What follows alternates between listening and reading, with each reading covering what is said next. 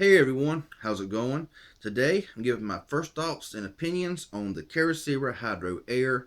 I've not really used this phone a whole lot since my first video I made on the front-facing camera, but I have used it a little bit, so I'm gonna give you the specs of the phone, see what I think about it, my first impressions and stuff like that. So let's go ahead and get started.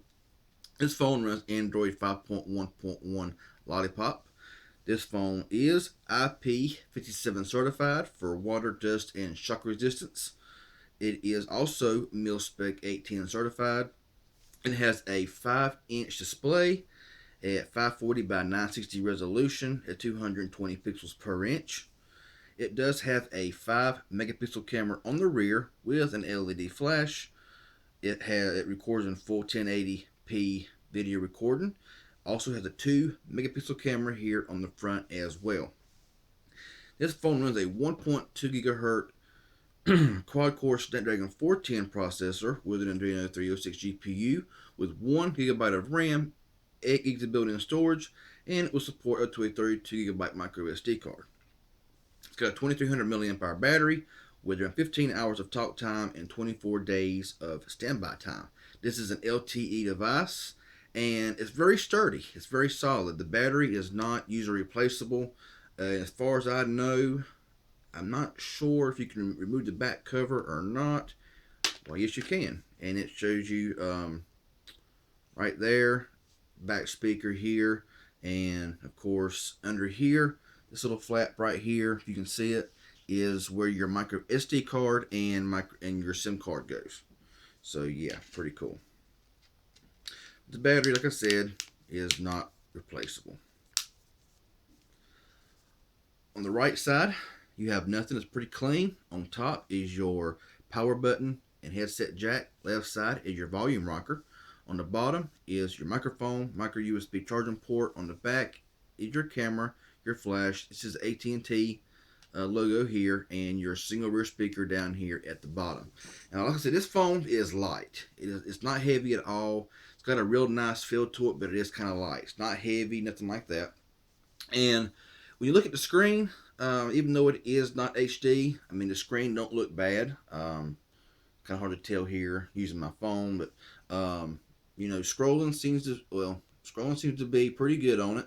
I've not really used it a whole lot, but from what I have been able to tell, it's been pretty quick. It don't scroll around like a lot of phones do for some reason, but I haven't really done a lot of settings on it. But as far as the screen looks, it's pretty clean, it's pretty clear. Even though my phone don't show it justice here. Camera seems to be pretty good on it as well.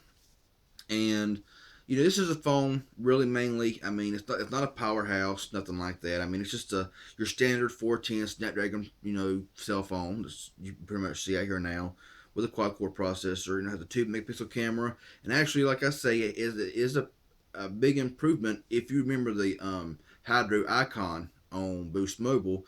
The camcorder was shoddy. It was just terrible. And I know it's a different carrier and stuff like that, but it's still made by the same Kyocera Hydro. And this is a big improvement for rear and front camera, and audio quality is a whole lot better as well. So, like I say, if you're somebody who wants to, who works outside, who wants a phone that's sturdy, mil-spec, and can handle a little bit of water and shocks and dust and all that good stuff, then the Kyocera Hydro Air would probably be a pretty good phone.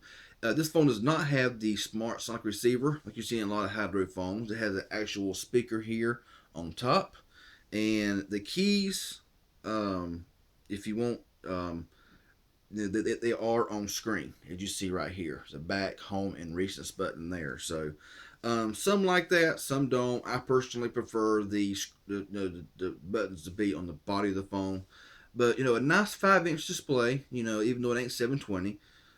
Battery life, not really sure about. I've not really tested the battery life on it yet. But yeah, solid built phone. I paid I think it was like $39 for this phone at Walmart. It was on their Cyber Monday sale, something like that. So I got it then, and not really used it. Just kind of had it put up and just forgot about it really until I happened to just see it, and I was like, well, I'm gonna pull it out and give my first thoughts on it. So that's what I'm doing.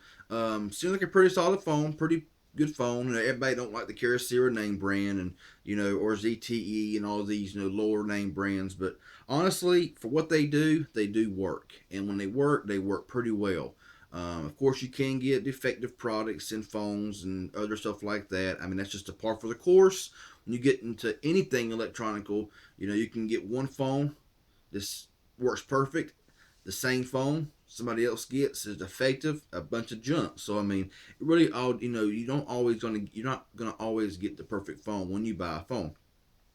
But this phone right here does work really well, and I'm interested. I want to use it a little bit, and want to try out the battery life and all that good stuff. So we'll see how it goes and how it holds up and everything.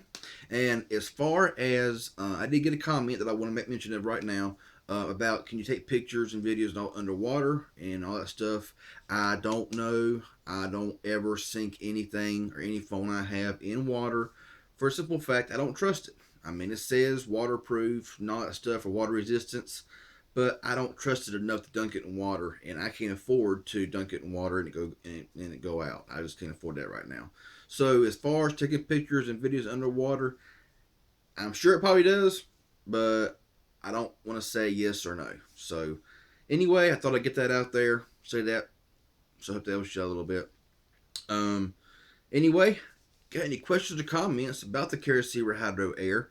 Let me know in the comment section below, and I'll get back with you as soon as possible. Hit the like button, helps you out a little bit, and if you haven't subscribed already, please hit that subscribe button. I'd appreciate that very much. So anyway, y'all have a good one. Stay tuned for the next video.